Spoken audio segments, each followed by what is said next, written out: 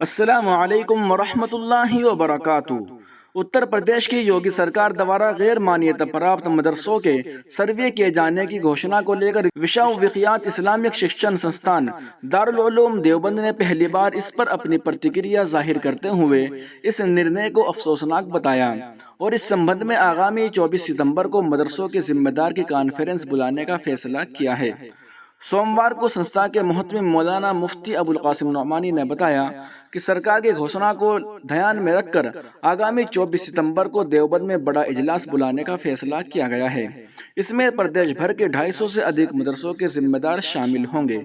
دارالعلوم دیوبند کے محتمم مولانا مفتی ابو القاسم نعمانی نے ایک بیان میں کہا کہ مدرسہ سروے کے بارے میں جو سنا جا رہا ہے وہ بہت افسوسناک ہے۔ اس سمبند میں بیتے دن سنستھا کے بھیتر مجلس تعلیمی یعنی شکشا سمیتی کی بیٹھک کا آیوجن کیا گیا، جس میں یہ فیصلہ لیا گیا ہے کہ آگامی 24 ستمبر کو دیوبند میں بڑا اجلاس بلایا جائے۔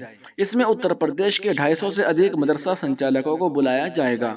انہوں نے کہا کہ اجلاس میں مدرسہ کا سروے کرانے والی گھوشنا کو لے کر لائن آف ایکشن تیار ہوگا یا سبھی لوگوں کا جو مشورہ ہوگا اس پر سہمتی بنا کر سنستھا آگے اپنی رائے رکھے گی۔